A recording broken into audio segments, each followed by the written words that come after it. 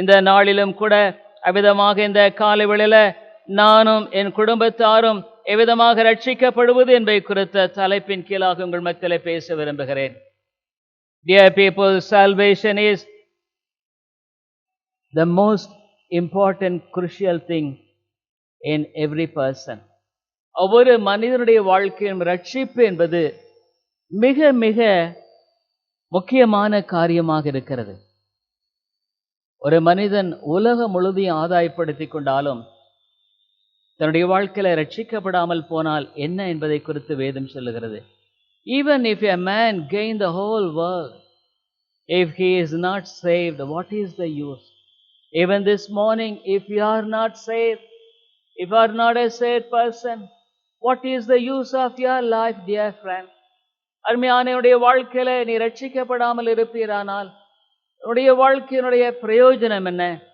ஆகவே இந்த நாளிலும் கூட இந்த பரிசுத்த ஆவியானவர் சபையை ஜெயமாய் நடத்தி கொண்டு போகிறவர் உன்னுடைய வாழ்க்கையிலும் பேச வேண்டும் என்று நான் விரும்புகிறேன். Even this morning, the Holy Spirit of God, who leads the church victoriously, should speak to you. This is the burden of my heart this morning.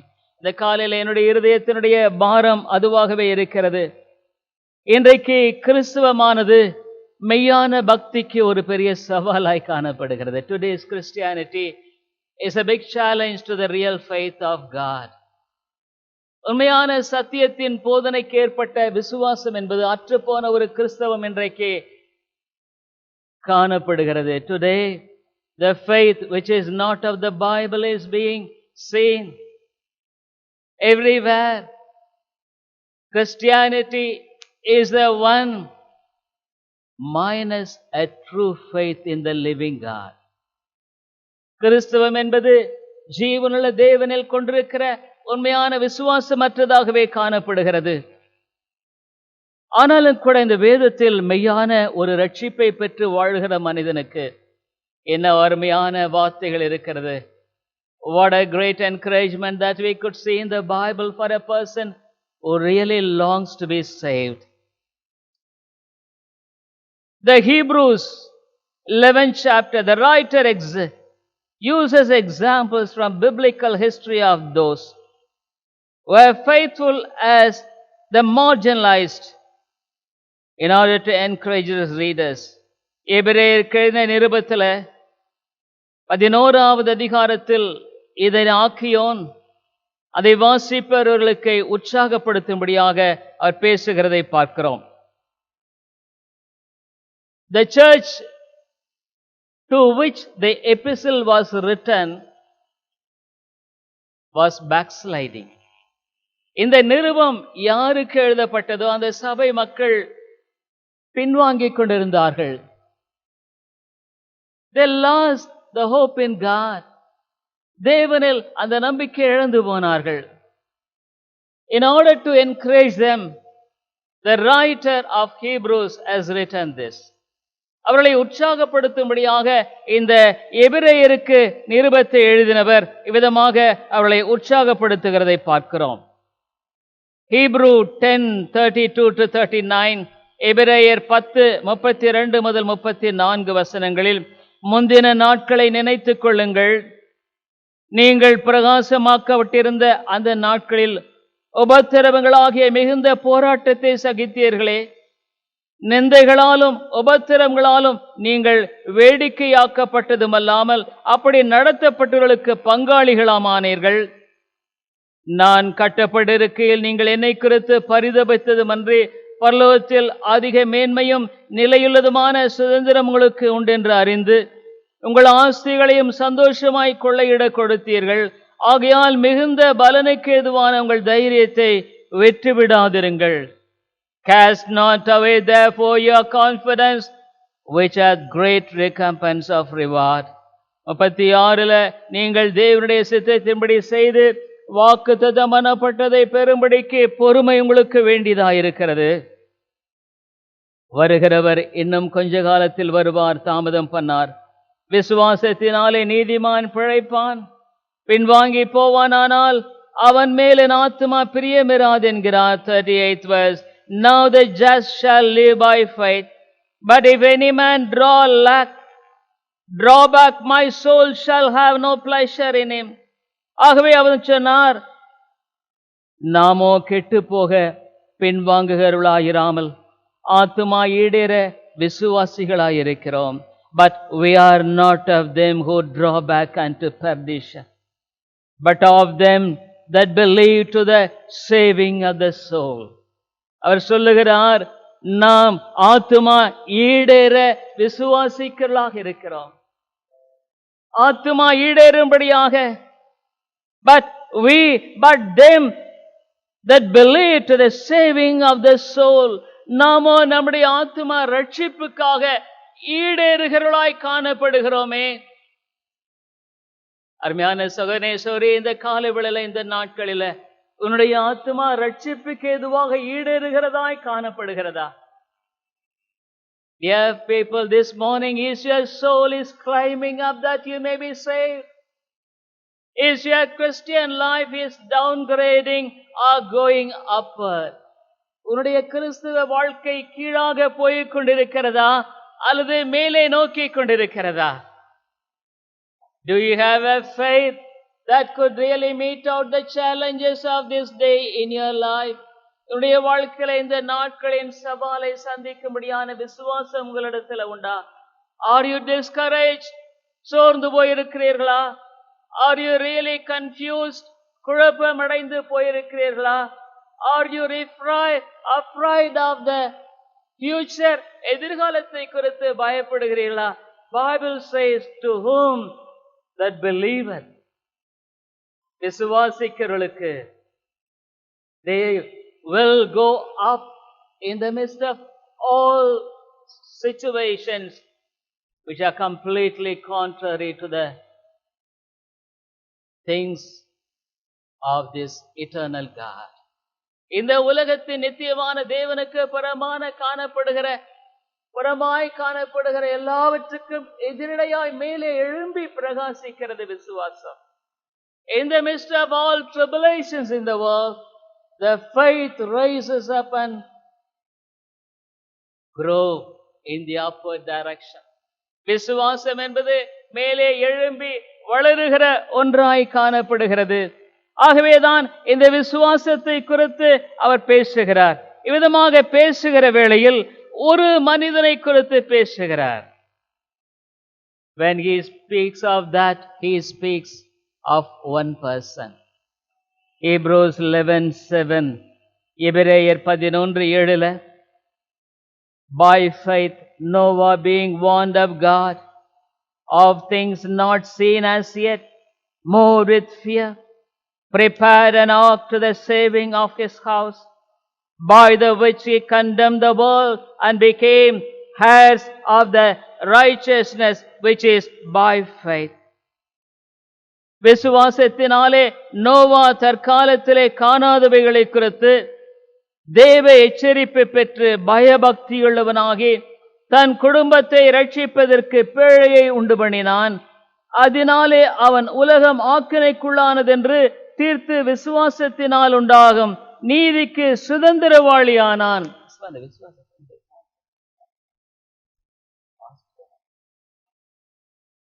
இங்கே நாம் பார்க்கிறோம், by faith Noah, விசுவாசத்தினாலே நோவா இவ்விதமாக வாழ்ந்தான் என்று பார்க்கிறோம். But in what way is Noah an example of faith for us? Noah எந்த வழியில் நமக்கு விசுவாசத்தின் மாதிரியாக இருக்கிறார்? You must understand this. Who was this Noah? இந்த நோவா என்பவர் யார்? Noah is the 10th generation from Adam in the line of Seth. சேத்தின் வழியில அந்த 10வது சந்ததியாய் வந்தவன். ஏனோக்குடைய வழியில் வந்தவர். The one who walked with God, தேவனோடு கூட நடந்த ஏனோக்கின் வழியாய் வந்த மனிதன். The father of his grandfather Enoch. அவருடைய தாத்தாவுடைய தகப்பனாகிய ஏனோக்கின் வழியாய் வந்தவர் தான் இந்த Noah. Enoch walked with God and Noah also walked with God. ஏனோக்கு தேவனோடு அவ்விதமாக நடந்தான். நோவாவும் தேவனோடு கூட நடந்தான். ஆதியாகமம் அங்கே 5வது அதிகாரம் 29வது வசனத்தில் 22 சொல்லப்படுகிறதை பார்க்கும். ஏனோக்கு மெத்தூசலாவை பெற்றபின் 300 வருஷம் தேவனோடு சஞ்சரித்துக் கொண்டிருந்து குமாரரையும் குமாரத்திகளையும் பெற்றான். ஏனோக்குடைய நாளெல்லாம் 365 வருஷம். 24 ஏனோக்கு தேவனோடு சஞ்சரித்துக் கொண்டிருக்கையில் காணப்படாமற் போனான். தேவன் அவனை எடுத்துக் கொண்டார். அந்த ஜன்னல் கூட திறந்து விட்டார். ஏனோக்கு தேவனோடு சஞ்சரித்துக் கொண்டிருக்கையில் காணப்படாமற் போனான். Enoch walked with God and he was not, for God took him. Probably Noah heard about Enoch and how he walked with God. நோவா தேவனோடு சஞ்சரித்த ஏனோக்கை குறித்து கேள்விப்பட்டிருந்திருப்பான். What a wonderful testimony Enoch could leave for his generation. தன்னுடைய சந்ததிக்கு ஏனோக்கு எவ்வளவு ஒரு அருமையான இந்த ஒரு சாட்சியை விட்டு சென்றான் என்பதை குறித்து நீங்கள் பாருங்கள். இன்னுமாக வேதம் சொல்லுகிறது, அவ்விதமாக அவனுடைய வாழ்க்கையில் இந்த ஒரு சூழ்நிலையில் அங்கு அவனுடைய தகப்பனாகிய லாமேக்கு 28வது வசனத்தில் லாமேக்கு 182 வயதான போது ஒரு குமாரனை பெற்று கர்த்தர் சபித்த பூமியிலே தமக்கு உண்டான வேளையிலும் நம்முடைய கைகளின் பிரயாசத்திலும் இவன் நம்மை தேற்றுவான் என்று சொல்லி அவனுக்கு நோவா என்று பெயரிட்டான். And Lamech lived 182 years and begat a son, and he called his name Noah, saying, this same shall comfort us concerning our work and toil of our hands, because of the ground which the Lord hath cursed. இவ்விதமான ஒரு எதிர்பார்ப்போடு நோவா இந்த உலகத்தில் பிறந்தான். ஆனா நோவா வாழ்ந்த நாட்கள் எவ்விதமானது? How were the days of Noah? It was not like the days of his great grandfather Enoch. ஈனாக்கின் நாட்களை போல அது இல்லை. Genesis 6:5 Bible says, ஆதியாகமம் 6வது அதிகாரம் 5வது வசனத்திலே அந்த நாட்களை குறித்து சொல்லப்படுகிறது. And God saw that the wickedness of man was great in the earth, and that every imagination of the thoughts of his heart was only evil continually. மனுஷனுடைய அக்கிரமம் பூமியிலே பெருகினது என்றும் அவன் இருதயத்தின் நினைவுகளின் தோற்றமெல்லாம் நித்தமும் பொல்லாததே என்றும் கர்த்தர் கண்டு. Even the 5th verses, 11th verses, பூமியானது தேவனுக்கு முன்பாக சீர்கெட்டதாய் இருந்தது, பூமி கொடுமையினால் நிறைந்திருந்தது. 12வது வசனத்தில் தேவன் பூமியை பார்த்தார், ஏதோ அது சீர்கெட்டதாய் இருந்தது, மாம்சமான யாவரும் பூமியின் மேல் தங்கள் வழியை கெடுத்துக் கொண்டிருந்தார்கள். And God looked upon the earth, and behold, it was corrupt, for all the flesh had corrupted his way upon the earth. The world was corrupt and the people corrupted their ways.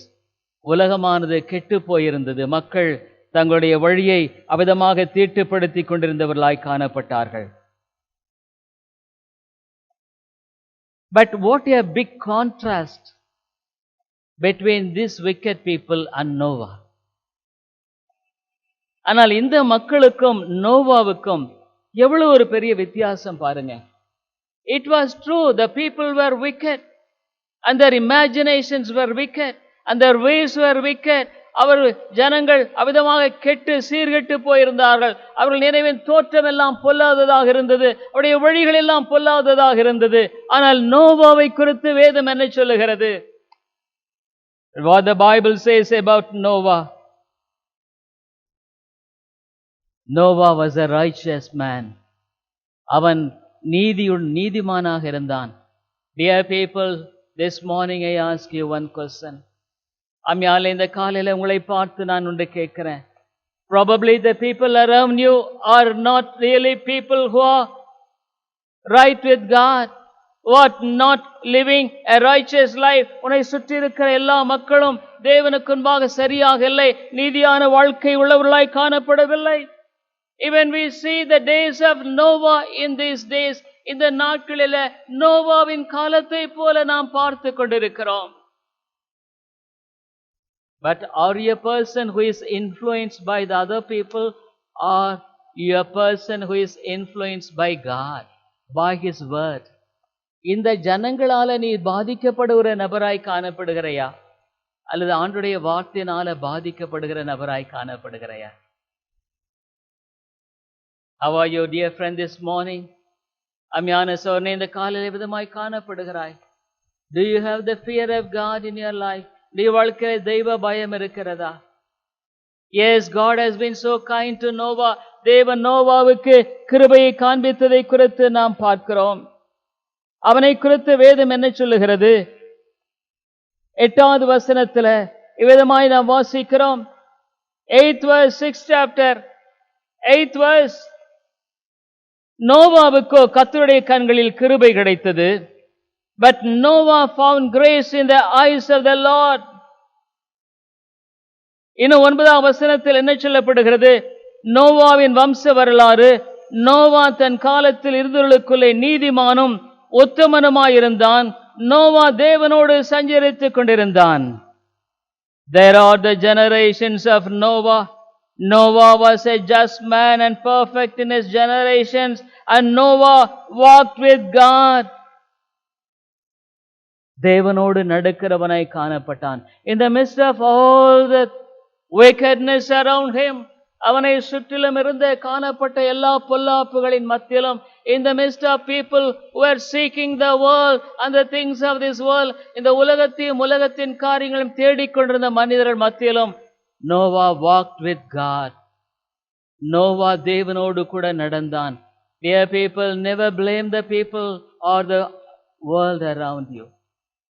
ஜனங்களை குறித்தும் உன்னை சுற்றி இருக்கிற மக்களை குறித்தும் குற்றம் சாட்டாத. God has given you enough provision through His word, through the preaching of God's word, to walk uprightly in this world, to walk with God. இந்த உலகத்தில் தேவன் தம்முடைய வார்த்தைகளை கொண்டும் உனக்கு பிரசங்கிக்கிற ஒரு வார்த்தைகளை கொண்டும் நீ தேவனுக்கு இந்த நீதியாய் வாழும்படியான வழிமுறையை உனக்கு கொடுத்திருக்கிறார். Never say I am not being provided with the provision for this. விதமான காரியங்கள் எனக்கு கொடுக்கப்படவில்லை என்று தயவு செய்து சொல்லாத. I am afraid when our hearts are not right with God, we will never long to walk with God and to seek the holiness of God in our life. நம்முடைய இருதயங்கள் சரியாக இல்லை என்றால் தேவனோடு நடப்பதையும் தேவனுடைய பரிசுத்தத்தை நாடுவதும் நம்முடைய வாழ்க்கையில நாம் வாஞ்சிக்க மாட்டோம். We are as our hearts are. நம்முடைய இருதயம் எப்படி இருக்கிறதோ அப்படியாகவே நாம் காணப்படுவோம். If the heart is filled with the world and the things of the world and the cares of the world and the riches of this world, our hearts will seek after those things only. நம்முடைய இருதயமானது இந்த உலகத்தினாலும் இந்த உலகத்தின் கவலைகளினாலும் இந்த உலகத்தின் சிற்றின்பங்களினாலும் ஐஸ்வர்யத்தினாலும் தேடுகிற மனதை கொண்டிருக்குமானால் நாம் அவ்விதமாகவே இந்த உலகத்தில் நடந்து கொண்டிருப்போம். Even though we profess as Christians, because our hearts are not right with God, we can't seek after the holiness of God and the righteousness of God and the desire to live a life pleasing unto God. நம்முடைய இருதயமானது விதமான காரியங்களினால உலகத்தின் காரியங்களினால நிரம்பி இருக்கிறதுனால ஆண்டவருடைய நீதியை தேடவோ அவருடைய சத்தியத்தின் வழியை தேடவோ அவருடைய பரிசுத்தத்தை தேடவோ நம்முடைய வாழ்க்கையில் நாம் வாஞ்சியற்றவர்களாய் காணப்படுவோம். That is the only thing, dear friends. அதுவே காரணம். It is not anybody else. You can't blame the circumstance even. மற்ற யாருமே இல்ல, சூழ்நிலைகளை கூட நீ சொல்ல முடியாது. I humbly, earnestly ask you to examine your heart and set it right. உன்னுடைய இருதயத்தை ஆராய்ந்து பார்த்ததை சரிபடுத்து. If your heart is not right before God, if your heart is seeking after the world and the things of the world and the desires of the world, உன்னுடைய இருதயம் தேவனை தேடாமல் உலகத்தையும் உலகத்தின் காரியங்களையும் உலகத்துக்குரிய விருப்பங்களை நிறைந்து இருக்குமானால், let us repent before God. தேவனுக்குன்பாக நம்மை மனந்திரும்புவோம். What is repentance? மனந்திரும்புதல் என்னால் என்ன? தன் பாவங்களை மறைக்கிறவன் வாழ்வடைய மாட்டான். அவைகளை அறிக்கை செய்து விட்டு விடுகிறவனோ இரக்கம் பெறுவான். Who that hideth his sin will not prosper, but the one who confesseth it and forsaketh it will prosper. தன்னுடைய பாவங்களை உண்மையான விதத்தில் பாவம் என்று கருதி அதை அறிக்கையிட்டு அதை விட்டு தேவனோடு ஒப்புரவாகுது. A seriousness in this. ஒரு ஆழமான ஒரு கருத்தோடு கூட நம்முடைய இருதயத்தை சரிபடுத்துவது. Dear people, many Christians when they hear God's word, they say, oh, it is true, my heart is not right before God. ஒருவேளை அநேக கிறிஸ்தவர்கள் ஆண்டுடைய சத்தியத்தை கேட்கும் பொழுது, உண்மை என்னுடைய இருதயம் ஆண்டவருக்கு முன்பாக சரியில்லை. But just it is like a passing cloud. After hearing God's word, you forget that what God taught you. அது கடந்து போகிற மேகத்தை போல இருக்கிறது. ஆண்டவரிடத்தில் சொன்ன காரியத்தை குறித்து நீ கருத்தாய் உண்மையாய் சிந்திப்பதில்லை. You don't go and spend time with God seeking and His face. அவருடைய முகத்தை தேடி நீ நேரத்தை செலவிடுவதில்லை. You don't go and tell Lord, you spoke to me this morning that my heart is not right with God. நீ ஆண்டவரிடத்தில் போய், ஆண்டவரே இந்த காலையில என்னுடைய இருதயமானது சரியாக இல்லை என்று நீர் என்னோடு பேசினீரே. How true it is, Lord. ஆண்டவரே இது எவ்வளவு உண்மை. My heart is not right with you, O God. என்னுடைய இருதயம் உமக்கு முன்பாக சரியில்லை ஆண்டவரே. I don't have a desire to pray and to commune with God. தேவனோடு ஜெபித்து அவரோடு கூட உறவு கொள்ளுகிற வாஞ்சை என்னிடத்தில் இல்லை. I don't have a desire for God's word, to read it and to hear God's word. அவருடைய வார்த்தையை அவதமாக கேட்டு வாசித்து அவருடைய வார்த்தையை கேட்கும்படியான வாஞ்சை இல்லை. Simply I hear God's word and just go back again thinking as what I will do in this world, what will happen to me. நான் அவருடைய வார்த்தையை கேட்கிறேன், அந்தாண்ட போய் நான் என்ன செய்வது, ஏது செய்வது, எனக்கு என்ன நடக்கும்? How quickly you change. எவ்வளவு சீக்கிரம் மாறிடுற. I tell you, dear friend, it is because of that you could not see the Lord's hand upon your life, guiding you in the right path. இதனால தான் உன்னுடைய வாழ்க்கையில அவனுடைய கரத்தை உன்னால பார்க்க முடியல. என் அருமையான நண்பனே, உன்னுடைய வாழ்க்கையில ஆண்டவர் உன்னை சரியாய் வழி நடத்துகிறதை உன்னால பார்க்க முடியல. You could not have faith in God that God will guide me even in this situation. இந்த சூழ்நிலையிலும் தேவன் என்னை வழி நடத்துவார் என்ற உண்மையான உறுதிப்பாடு உன்னிடத்தில் இல்லை. How many days you are hearing God's word, but what change has really wrought in you really? ஆனா எவ்வளவு காலம் நீ ஆண்டவருடைய வார்த்தையை கேட்டுட்டு இருந்திருக்கிற, ஆனா என்ன மாற்றம் உனக்குள்ளாக வந்திருக்கிறது? We would like to reason out honestly. நேர்மையாக இதை குறித்து நான் சிந்திக்கும்படியாக உன்னிடத்துல பேசுகிறேன். But Noah was a righteous man in the midst of all the wickedness of the people. ஆனா நோவா ஒரு நீதியான மனிதன் அந்த மக்களுடைய எல்லா பொல்லாப்புகளின் மத்தியில. His heart was right with God. அவனுடைய இருதயம் தேவனுக்கு முன்பாக செம்மையானதாக இருந்தது. His heart was for the Lord and his concern was the salvation of his family. அவனுடைய இருதயமானது ஆண்டவருக்கு முன்பாக தன்னுடைய காரியத்தை குறித்து அறிந்து கொள்ளும்படியாக, அவருடைய இருதயம் தன்னுடைய குடும்ப மக்கள் ரட்சிக்கப்பட வேண்டுமே என்ற கவலை உள்ள ஒரு மனிதனாய் அவன் வாழ்ந்தான். Dear people, I tell you, dear friend, if you neglect, if you refuse to give God's word now, நீ ஆண்டவருடைய வார்த்தையை புறக்கணிப்பாயானால், அவனுடைய வார்த்தையை நீ இப்பொழுது அலட்சியப்படுத்துவாயானால், I'm sure that you will reap what you sow yesterday and today. நீ நேற்றும் இன்றைக்கும் விதைத்ததை அறுக்கத்தான் வேணும். You can't escape from God's judgment. தேவனுடைய நியாய தீர்ப்பிலிருந்து நீ தப்பிக்கொள்ள முடியாது. It's time for you to repent. நீ மனம் திரும்ப வேண்டிய வேளை இது. Don't say that I am converted. நான் ரட்சிக்கப்பட்டேன் என்று சொல்லிக் கொள்ளாத. Don't say that I know God. ஆண்டவரை அறிந்திருக்கிறேன் என்று சொல்லாத. Let us go fall prostrate before this great God. இந்த மகத்துவமான உன்னதமான தேவனுக்கு முன்பாக நாம் முற்றுமாக முகங்குப்புற விழுவோம். Lord, have mercy upon me. ஆண்டவரே, என் பேரில் கிருபையாயிரும், என் பேரில் இரக்கமாயிரும். Because God had such a concern for him. Noah ஆண்டவரை குறித்து அவ்வளவு இது அக்கறையுள்ளவராக இருந்தபடியால், when Noah was having a heart for his family, அவருடைய குடும்பத்தின் மக்களுக்கு உரிய ஒரு பாரத்தை கொண்டிருந்தவனாக இருந்தபடியால் ஆண்டவர் என்ன சொன்னார் அவனை பார்த்து? What did God say? Genesis 7:1. And the Lord said unto Noah, Come thou and all thy house into the ark, for thee have I seen righteous before me in this generation. கர்த்தர் நோவாவை நோக்கி, நீயும் உன் வீட்டார் அனைவரும் பேழைக்குள் பிரவேசியுங்கள், இந்த சந்ததியில் உன்னை எனக்கு முன்பாக நீதிமானாக கண்டேன். நீயும் உன் வீட்டாரும் அனைவரும் இந்த பேழைக்குள் பிரவேசியும். Enter into the ark. அம்மையாலே, இந்த நோவாவை குறித்து தன் ஜனங்கள் தன்னுடைய குடும்பத்து மக்களை காத்து கொண்டான். He saved his family.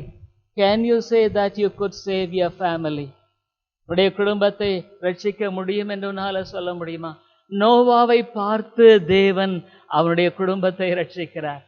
Saying Noah, God said, let the family get in.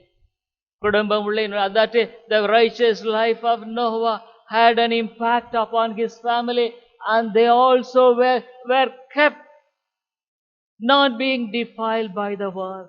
நோவாவின் வாழ்க்கையானது அந்த குடும்ப மக்களையும் பாதித்தது. அவர்கள் இந்த உலகத்தினால கரைபட்டு போகவில்லை. அபியான சகோதரனே, சகோதரியே, dear friend, dear brothers and sisters, dear mother and father, தாயும் தகப்பனே, do you have a real concern for your family like Noah? நோவாவை போல உனக்கு உண்மையாலுமே உன்னுடைய குடும்பத்தை குறித்து ஒரு அக்கறை உண்டா? Do you pray daily for the salvation of your children? உன்னுடைய பிள்ளைகளுடைய ரட்சிப்புக்காக தினம் ஜெபிக்கிறாயா? Do you really have an earnest desire and longing and to pray earnestly to God? Oh God, save my children. உண்மையான பாரத்தோடு உன்னுடைய பிள்ளைகள் ரட்சிக்கப்பட வேண்டும் என்று தேவனிடத்தில் நீ பாரம் கொண்டு ஜெபிக்கிறாயா?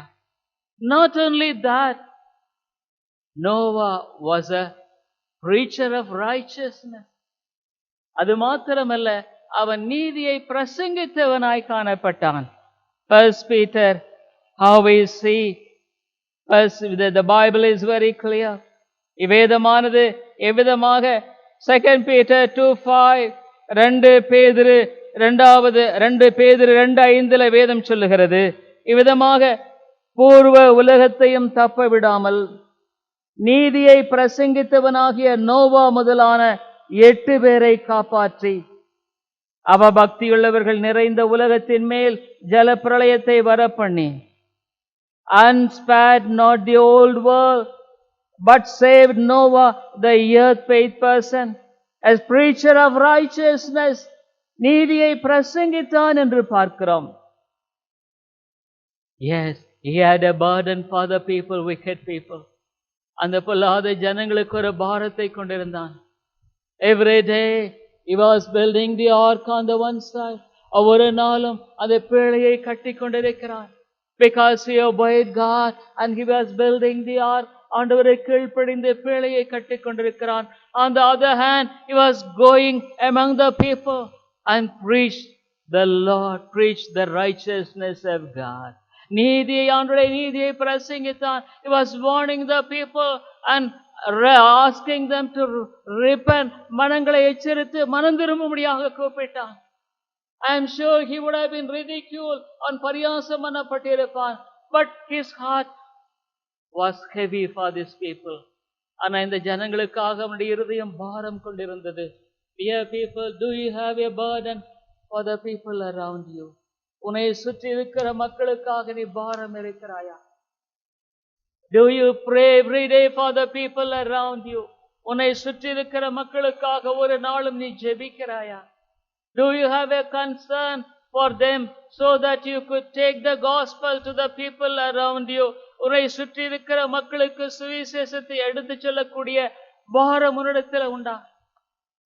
But Noah was a man was preaching righteousness. நீதியை பிரசங்கித்த ஒரு மனிதனாய் Noah காணப்பட்டான். What a great wonderful man. இவ்வளவு உன்னதமான ஒரு அற்புதமான மனிதன். In spite of all the wickedness around him, அவனை சுற்றி இருந்த எல்லா அக்கிரமத்தின் மத்தியில, he was a light shining in darkness. இருளில பிரகாசிக்கிற ஒளியை போல அவன் காணப்பட்டான்.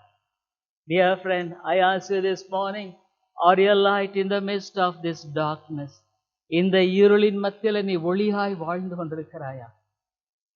Are you a person sowing forth the righteousness of God to the people? ஆண்டவருடைய நீதியினுடைய வாழ்க்கையை காட்டிக் கொண்டவராயிருக்கிறாயா?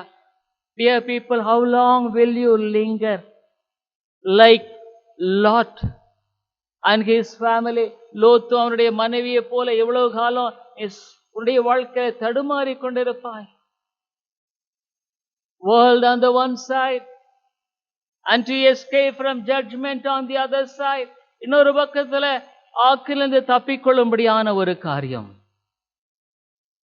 Dear friend, I am afraid that the end of you, what will be the end of you? I am afraid. உன்னுடைய முடிவு எவ்விதமாக இருக்கும் என்பதை குறித்து நான் பயப்படுகிறேன். Don't be self-confident that I will do everything rightly and I will reach heaven. எல்லாத்தையும் சரி செய்து பரலோகத்துக்கு போயிடுவேன் நினைக்காத. If you think so, you are backsliding. நீ அதை நினைச்சாலே நீ பின்வாங்கி போய் கொண்டிருப்பாய். If you are really a person, fear God. நீ ஆண்டவருக்கு பயப்பட ஒரு மனுஷனா இருப்பாயானால், a thought will be going in your mind. உன்னுடைய மனதில் விதமான எண்ணம் ஓடிக்கொண்டிருக்கும். After this, I will go and tell God, forgive me and set me right. ஆண்டவரே என்னை மன்னியும், என்னை சரிப்படுத்தும் என நீ சொல்லிக்கிறவனாய் காணப்படுவாய்.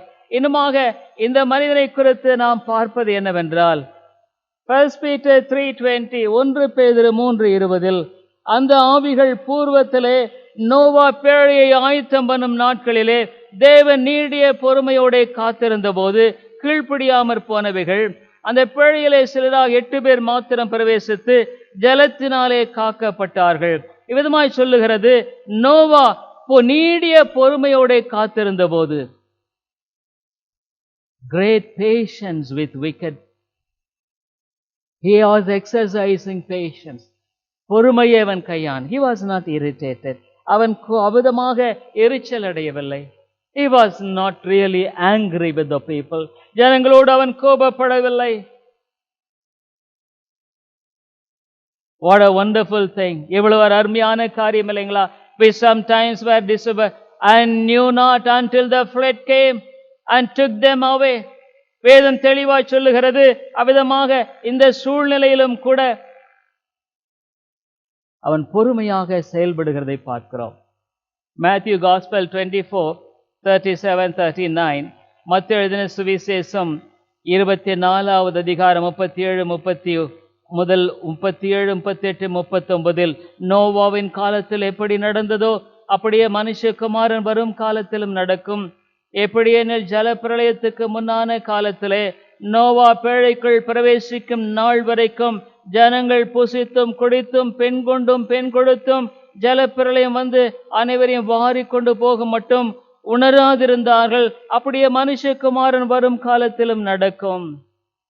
How the Bible says, and knew not until the flood came and took them all away, so shall also the coming of the Son of God B.O. Jesus also saw the days of Noah as characterizing the days that immediately precede his second coming. ஆண்டவர் சொன்னார், அவருடைய வருகைக்கு முன்பாக நோவாவின் காலத்தை போல காணப்படும். Bible says the eating, drinking, marrying, புசித்தும் குடித்தும் திருமணத்தில் பொன் கொண்டும் பொன் கொடு பெண் கொடுத்தும். Dear people, what is the secret of Noah? நோவாவின் ரகசியம் என்ன? It was the faith he had. அவன் பெற்றிருந்த விசுவாசம். A man of faith. விசுவாசமுள்ள மனுஷன். Dear people, in this world, either you will be a person walk by faith or a man walk by sight. நீ இந்த உலகத்தில் ஒன்று தரிசித்து நடக்கிறவனாய் நீ வாழுகிறவனாக இருப்பாய், அல்லது விசுவாசத்தில் நடக்கிறவனாய் நான் காணப்படுவாய். Many Christians, they think that they walk by faith, but truly they don't walk by faith. அநேக கிறிஸ்தவர்கள் விசுவாசத்தில் நடக்கிறதாக சொல்லிக் கொள்வார்கள், ஆனால் விசுவாசத்தில் நடக்கிறதில்லை. They walk by sight. அவர்கள் தரிசித்து தான் நடக்கிறாங்க. That is why the heart is full of world. ஆகவேதான் உலகம் நிரம்பி இருக்கிறது. This morning I ask you honestly, are you a man walk by faith like Noah? நீ இந்த உலகத்தில் நோவாவை போல விசுவாசத்தில் நடக்கிற மனுஷனா? Or like the people of Noah? அல்லது நோவாவின் ஜனங்களைப் போல who walk by sight, தரிசித்து நடந்தவர்கள். They want to have happiness in this world. இந்த உலகத்தில் சந்தோஷம். They want to be merry. சந்தோஷமா இருக்கணும். Even when Noah was preaching, they were not willing to give heed to God's word. Noah பிரசங்கித்த பொழுது கூட அவனுடைய வார்த்தைக்கு செவி கொடுக்க அவர்களுக்கு ஆர்வம் இல்லை. Many people are preconceived in their minds. நிறைய மக்கள் அவங்க மனசுல ஒன்னை ஏற்கனவே நிர்ணயிச்சிட்டாங்க. என்னதான் பிரசங்கம் பண்ணினாலும் whatever they being preached, they will go on their own way. அவங்க தங்களுடைய வழியில தான் போவாங்க.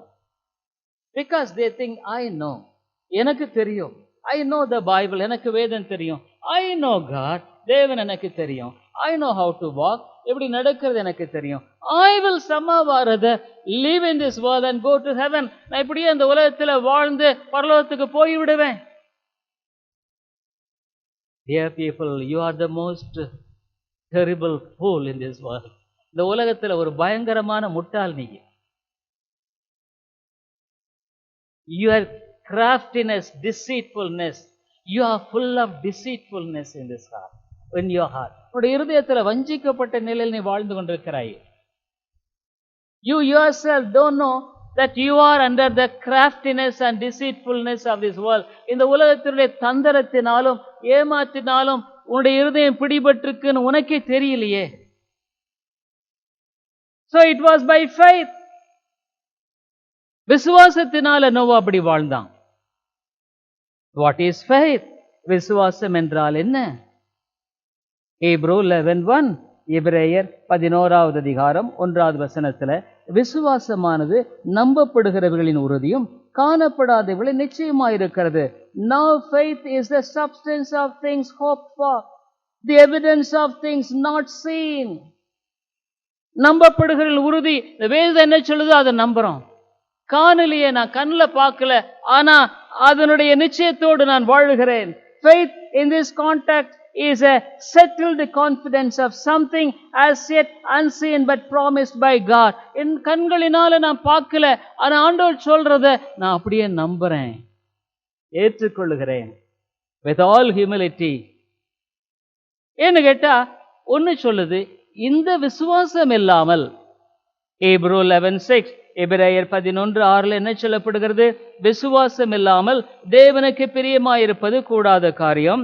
ஏனென்றால் தேவனிடத்தில் சேருகிறவன் அவர் உண்டென்றும் அவர் தம்மை தேடுகளுக்கு பலனளிக்கிறார் என்றும் விசுவாசிக்க வேண்டும். Without faith it is impossible to please God. For he that cometh to God must believe that he is, and that he is a rewarder of them that diligently seek him. Noah is a landmark figure in the history of redemption because he was a living example of the just living by faith. விசுவாசத்தினாலே நீதிமான் பிழைப்பான் என்பதற்கு ஒரு நல்ல மாதிரியத்தான் நோவாவில நாம் பார்க்கிறோம். அதைத்தான் நம்ம பார்க்கிறோம். Now the just shall live by faith. விசுவாசத்தினாலே நீதிமான் பிழைப்பான். எபிரேயர் 10:38 சொல்லப்படுகிறது. அதுக்கு ஒரு நல்ல மாதிரியாய் அவன் வாழ்ந்தானுங்க. ஆகவேதான் அவனால கீழ்ப்படிய முடிந்தது. That is why he was able to obey God's voice. Why you are not able to obey even though you hear God's word? அவனுடைய வார்த்தையை கேட்டாலும் நீ ஏன் கீழ்ப்படிய முடிகிறது இல்லைன்னா, because you don't have faith. உனக்கு விசுவாசம் இல்லை. But you don't acknowledge it. அதை நீ ஒத்துக்கொள்ளுகிறது இல்லை. You think that you have faith. ஆனா விசுவாசம் எனக்கு இருக்கு நீ நினைக்கிற. But you don't obey. ஆனா நீ கீழ்ப்படிய மாட்டேங்கிறியே. You don't obey for what God says to you. What God teaches you. ஆண்டவர் உனக்கு போதிக்கிறதுக்கு நீ கீழ்ப்படிய மாட்டேங்கிறியே. ஆனா வேதனை சொல்லுது, ஆதியாகமம் 6வது அதிகாரம் 2:22 என்ன சொல்லப்படுகிறது? Genesis 6:22, நோவா அப்படியே செய்தான், தேவன் தனக்கு கட்டளையிட்டபடியெல்லாம் அவன் செய்து முடித்தான். Thus did Noah according to all that God commanded him, so did he. இன்னும் ஆதியாகமம் 7:5 கூட பார்த்தீங்கன்னா, நோவா தனக்கு கர்த்தர் கட்டளையிட்டபடி எல்லாம் செய்தான். And Noah did according unto all that the Lord commanded him. Why we don't obey God's voice, God's word? ஏன் ஆண்டவருடைய வார்த்தைக்கு நாம கீழ்ப்படிவதில்லை? Because when you don't have faith, you can't obey. நீ கீழ்ப்படிய முடியாது. அதான் உண்மை. When God says, I will take care of you, உன்னை குறித்து அக்கறை கொள்ளுகிறேன் சொல்லும் பொழுது, when God says, I have engraven you in my palm, என்னுடைய உள்ளங்கையில வரைந்திருக்க சொல்லும் பொழுது, I will never leave you nor forsake thee, நான் உன்னை விட்டு விலகுவதில்லை கைவிடலை சொல்லும் பொழுது, you think, oh it is true, but I can't completely depend on God just, so I have to do something for this. அதெல்லாம் உண்மைதான். ஆனா ஆண்டவரை இப்படி நான் சார்ந்து கொள்ளுகிறது எனக்கு ரொம்ப கஷ்டம், வேற ஏதாவது ஒன்று செய்யணும். How tricky your deception. உன்னுடைய ஏமாத்துறது எவ்வளவு தந்திரமா இருக்கிறது. Who is being deceived by your deception? நீ ஏமாத்துறதுனால யார் ஏமாற்றப்படுகிறது? It is you. நீ தான் ஏமாற்றப்படுகிறாய். It is you who is being deceived. நீ தான் ஏமாற்றப்படுறீங்க, வேற யாருமே இல்லை. Because one day you have to stand before God and He will ask you. You have to stand and you are responsible to answer Him. அவருக்கு நீ ஒரு நாள் பதில் கொடுக்கணுங்க. வேதம் சொல்லுது, but you don't believe it. அதை நீ நம்புறது இல்லை. So you don't have the fear of God. அவை தேவ பயம் உன்னிடத்துல இல்லை. அவை நீ என்ன நினைக்கிற? Oh, it's all Bible says, but I can't take them all. இது பைபிள் எல்லாம் சொல்லுது, ஆனா எல்லாத்தையும் எடுத்துக்கொள்ள முடியாது. ஆனா ஒரு எழுத்தாகலும் ஒரு எழுத்தின் உறுப்பாகலும் ஒழிந்து போகாதுன்னு இந்த பைபிள் சொல்லுதுங்க. Not even a single word or a part of a letter will never abolish.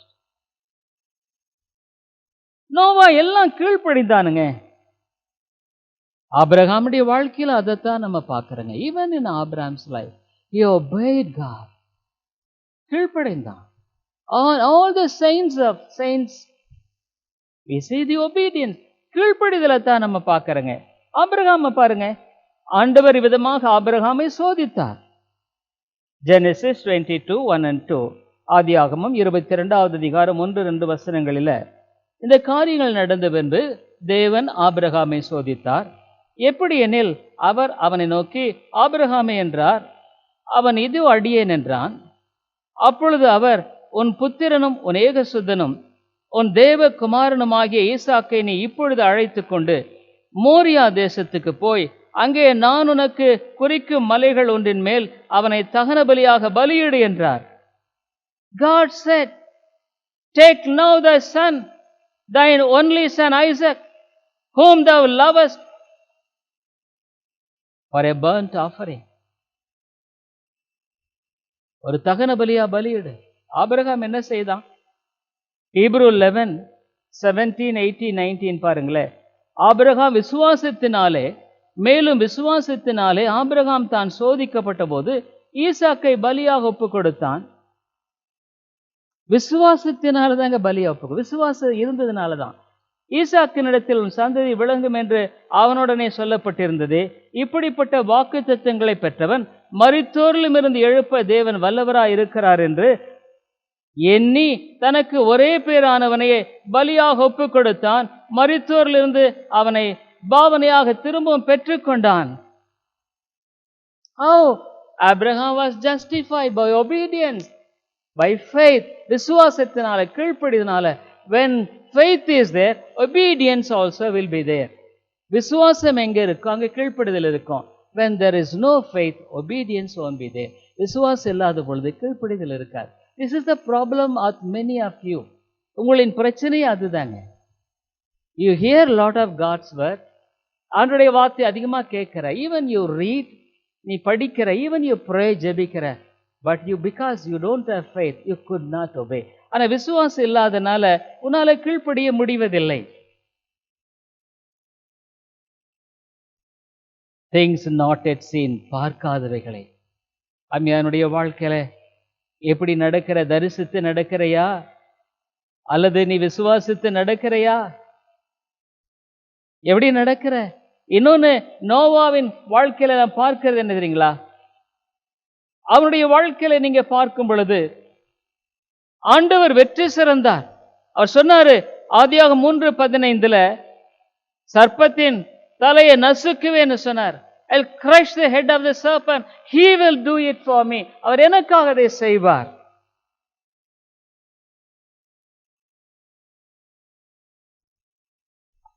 He didn't see that, பார்க்கல, but he believed it, ஏற்றுக்கொண்டார். What really motivated Noah to build the ark? அந்த பேழையை கட்டுறதுக்கு நோவாவுக்கு என்ன உந்துதல் இருந்தது? God said, Noah, you have to build an ark. Noah இடத்துல ஒரு பேழையை கட்டு. It was a great grand project. செய்ய வேண்டியது ஒரு பெரிய ஒரு காரியம். So much of money, time and the human power has to be invested. அநேக மக்கள், உழைப்பு, பணம், நேரம் எல்லாத்தையும் செலவிட வேண்டி. So it's a huge project, ஒரு பெரிய காரியம். But Noah obeyed. Noah கீழ்ப்படிந்தான். When God said, I am going to send a flood, he believed it. நான் வெள்ளத்தை அனுப்ப போறேன்னு சொன்னபொழுது அவன் விசுவாசித்தான். Dear people, unless you have a living relationship with God, you can't obey all the things which God command you to do. நீ ஜீவனுள்ள தேவனோடு கூட உண்மையான ஒரு தொடர்பு கொண்டிருக்கவில்லை என்றால் ஆண்டவர் கட்டளையிடுற எல்லாத்தையும் நீ செய்ய மாட்டார். Probably you will obey some small things. சில சின்ன சின்ன காரியங்களை செய்வ. But things which are very hard, கடினமானவைகளாக இருக்கும் பொழுது you will go back rather than obeying. நீ பின்னால கீழ்ப்படிய மாட்ட. Because you will say, oh, it is very difficult. இது ரொம்ப கஷ்டம். Oh, how can I believe that God will send the flood? ஆண்டவர் வெள்ளத்தை அனுப்புவார், நான் எப்படி நம்புறது? I have to invest a lot of money, நிறைய பணம், lot of force, நிறைய செலவு, வேலை செய்ய, a lot of time, நிறைய நேரம். How could I believe that God will send the flood? Suppose if I build the ark and the flood is not coming, everybody will mock at me. ஒருவேளை நான் இந்த பேழையை கட்டிட்டு வெள்ளம் வரலன்னா எல்லாம் என்ன பார்த்து கேள்வி பண்ணுவாங்களே. Dear people, really speaking, your argument is like this even now today. நீ அப்படிதான் பேசுற. When God asks you to obey, ஆண்டவர் கீழ்ப்படியும்படியா சொல்லும் பொழுது you say, oh, I will, but I will wait and see. ஒருவேளை நான் பார்க்கிறேன், இன்னும் கொஞ்சம் பார்த்து செய்கிறேன். Unless we have the real obedience, our obedience won't be complete. உண்மையான, unless we have a real faith, our obedience won't be complete. உண்மையான விசுவாசம் இல்லைன்னா நம்முடைய கீழ்ப்படிதல் முழுமையாக இருக்காதுங்க. அரக்கிணற தான் நம்ம தாண்டிட்டு இருப்போம். அரக்கிணறு தாண்ட எங்க போவோம்? We will just off, we'll jump. It is only off, so we will go down. அவ்வளவுதான், கீழே போக வேண்டியதுதான். The well, what will happen? You will jump because you don't have faith. You can't go across the other rim. அந்த பகுதியில் அந்தாண்ட போற அளவுக்கு உனக்கு விசுவாசம் இல்லை. நீ போகும் பொழுதே நீ அறையிற விசுவாசத்தோட போகிற, தொப்புன கீழே தான் விழுந்துருவ. Will fall in the well. Many of you dear people, I am sorry to say, you really fall in the well. The person who has to go across, அது தாண்டி போக வேண்டியவன் கீழே டொப்புன்னு விழுந்துடுறான். ஐயோ, suppose if your time comes that you have to close your days here and to go up, I am afraid, will you be the person like the one who will fall in the middle of the well?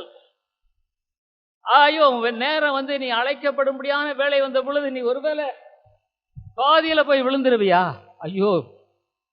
ஆனா நோவா அப்படி இல்லைங்க, அவன் கீழ்ப்படிந்தாங்க. ஏன்னா அந்த 2 கொரிந்தியர் 5:6-7 நாம் தரிசித்து நடவாமல் விசுவாசித்து நடக்கிறோம். Either you will walk by faith or you will walk by sight. No middle ground. இதுதான் ஒண்ணு.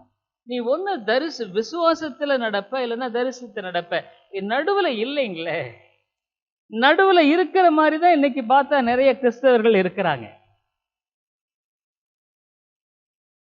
The writer to the Hebrews reminds us how those things come together in the believer's life. இது ரெண்டு எப்படி விசுவாச வாழ்க்கையில காணும்? இது ரெண்டும் இணைஞ்சு போகாது. The believer's righteousness reflected it in the world is testifying and witnessing to those unseen realities that are coming. உண்மையான ஒரு வாழ்க்கையில நடைபெறக்கூடிய காரியங்களை குறித்த ஒரு உண்மை தத்துவமானது ஒரு விசுவாசியின் வாழ்க்கையில தாங்க வெளிப்படும். நீ இந்த உலகத்து ஜனங்கள் மத்தியில நீ ஒரு விசுவாசிங்கிறத எப்படி நீ காண்பிக்க போகிறாய்? ஆகவேதான் பேதுரு எழுதும் பொழுது 2 பேதுரு 3:11-14 என்ன சொல்றாருன்னா, இப்படி இவைகள் எல்லாம் அழிந்து போகிறதா இருக்கிறபடியா நீங்கள் எப்படிப்பட்ட பரிசுத்த நடக்கையும் தேவ பக்தியும் உள்ளவர்களாய் இருக்க வேண்டும். ஆகையால் பிரியமானவர்களே, இவைகள் வர காத்திருக்கிற நீங்கள் கரையற்றவர்களும் பிழையற்றவர்களுமாய் சமாதானத்துடைய அவர் சந்தையில் காணப்படும்படி எச்சரிக்கையாயிருங்கள். Wherefore, beloved, seeing that ye look for such things, be diligent that ye may be found of him in peace, without spot and blameless. We can't see these things right now, and that faith is seen as foolishness in an unbelieving world. ஒரு அவிசுவாச உலகத்துல விசுவாசம் ஒரு பைத்தியமாதாங்க பார்க்கப்படும். Condemn the world. Noah's faith to take God at his word. Condemn the faithlessness of the world around him. இந்த உலகத்தினுடைய மக்களை அவர்கள் நோவாவினுடைய விசுவாசம் ஆக்கினை தீர்ப்புக்குட்பட்டாயிற்று. அவருடைய உண்மையில்லாத பாவத்தின் வழியை ஆக்கினைக்குட்படுத்தப்பட்டதுங்க. People may have mocked him, called him a fool or insane, but Noah turned out to be the only sane man around. அவங்க எல்லாம் பரியாசம் பண்ணி இருப்பாங்க நோவாவை. ஆனா இவன் ஆண்டவருக்காக ஒரே ஒரு திட மனிதனானவன் போனான். He was mad for God. தேவனுக்காக அவன் போனான். என்ன ஒரு அருமையான வாழ்க்கை பாருங்க. ஆகவேதான் 2 பேதுரு 3:3-6 வரைய அவர் சொல்றாரு, முதலாவது நீங்கள் அறிய வேண்டியது என்னவெனில், கடைசி நாட்களில் பரியாசக்காரர் வந்து தங்கள் சுய இச்சைகளின்படியே நடந்து அவர் வருவார் என்று சொல்லுகிற வாக்குத்தத்தம் எங்கே? பிதாக்கள் நித்திரையடைந்த பின்பு சகலமும் சிருஷ்டிப்பின் தோற்றம் முதல் இருந்த விதமாய் இருக்கிறது என்று சொல்லுவார்கள். பூர்வ காலத்திலே தேவனுடைய வார்த்தையினாலே வானங்களும் ஜலத்தினின்று தோன்றி ஜலத்தினாலே நிலை கொண்டிருக்கிற பூமி உண்டாயினவென்பதையும், அப்பொழுது இந்த இருந்த உலகம் ஜலப்பிரளயத்தினால் அழிந்தது என்பதையும் மனதார அறியாமல் இருக்கிறார்கள். இந்த உலகத்துல இவ்விதமான மக்கள் அதெல்லாம் நம்பல. எங்க எப்ப வர போறார்? When will he come? All mocking. Dear people, seeking God through faith is like seeking so precious thing like a pearl. ஆண்டவருடைய ராஜ்யத்தை விசுவாசத்தினால் தேடுவது முத்தை தேடுவதை போலங்க. மேத்யூ Gospel 13 chapter பார்க்கிறோம். How he sold everything in order to get it. எல்லாத்தையும் வித்தான். ஏன்? அதை பெற்று அந்த விலையேற பெற்ற முத்தை பெற்றுக்கொள்ள முடியாது. So in your life you will leave off everything. இந்த உலகத்தில் எல்லாத்தையும் நீ விட்டுடுவேன். In order to get God's favor and His grace. அவருடைய கிருபையை அவருடைய சலாக்கியத்தை பெற்றுக்கொள்ள முடியும். Do you value the things of God like this? அப்படி உன்னுடைய வாழ்க்கையில ஆண்டவருடைய காரியங்களை நீ விலை மதிக்கிறையா? I would like to conclude. நான் முடிக்க வேண்டிய நேரம் வந்துருச்சு. How did this for Noah by the way of the ark? இந்த பேழை நோவாவுக்கு எப்படி இருந்தது? Today, however, Jesus Christ is God's way of escape from His judgment. He is the ark of our salvation, the door by which mankind must enter and to be saved. இன்னைக்கு நமக்கு பேழை எது? இயேசு கிறிஸ்து தாங்க பேழை. இயேசு கிறிஸ்து தான் நமக்கு பேழை.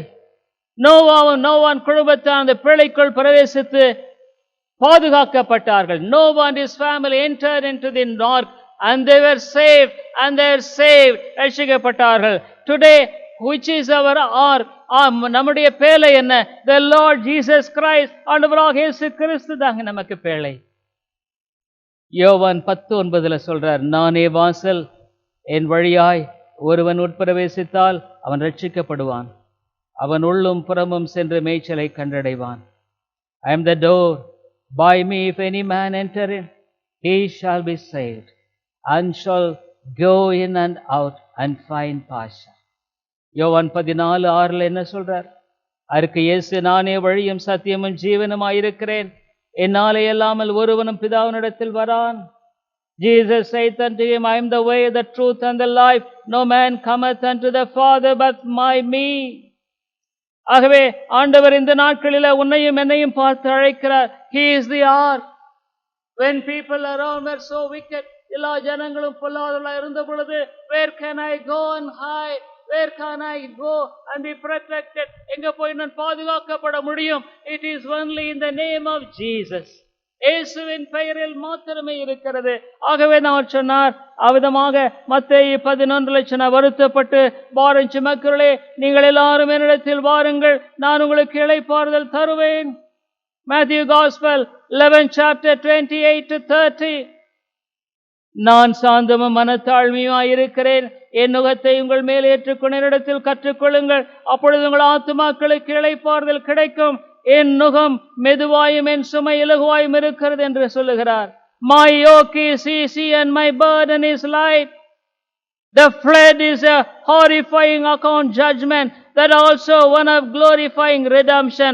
வெள்ளமானது விதமாக சுற்றி வரும்படியான ஒரு பயங்கர அழிவின் மத்தியில உனக்கு மீட்பு தேவை. You need to be redeemed. நீ நாமே மீட்கப்பட வேண்டும்.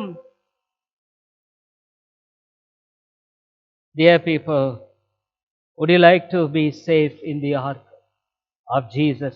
இயேசுவினுடைய அந்த பேழையில் வந்து நீ பாதுகாப்பாக இருக்க விரும்புகிறாயா? அவனுடைய வாழ்க்கையில would you like to come today in that ark? அந்த பேழைக்குள்ள வரும்படியாக உன்னுடைய வாழ்க்கையில விரும்புகிறாயா? Come, the Lord is calling you now.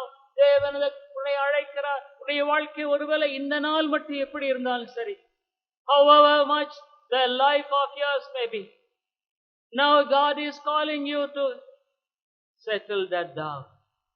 இப்ப அதை சரிபடுத்தின ஆண்டவர் கூப்பிடுறார். Go and tell ஆண்டவரே, நான் ஒரு ரட்ட மனுஷனா வாழ்ந்துட்டு இருக்கிறேன். I am living a double-minded man. ஒரு பக்கம் உலகம், இன்னொரு பக்கம் ஆண்டவர். On one side God and another side world. Lord, forgive me. நீ மன்னியும். I don't have faith, Lord. விசுவாசம் இல்லை. So I don't obey your voice, your word. உம்முடைய வார்த்தைக்கு நான் கீழ்ப்படியது இல்லையே. Lord, forgive my sins. என் பாவங்களை மன்னியும். Let your repentance be true and genuine. உன்னுடைய மனம் திரும்புதல் உண்மையானதாக இருக்கட்டும், நிச்சயமானதாக இருக்கட்டும். I'm sure God calls you this morning. தேவனது கால் உன்னை பார்த்து அழைக்கிறார். All ye heavy laden, come unto me. வருத்தப்பட்டு பாரம் சுமக்கிறவர்களே, நீங்கள் எல்லாரும் என்னிடத்தில் வாருங்கள். Will you come this morning to God? Will you go? like the old way of going away from God. நீ ஆண்டவரிடத்தில் இப்ப வருவையா இல்ல பழையபடியே போயிட்டே இருப்பையா?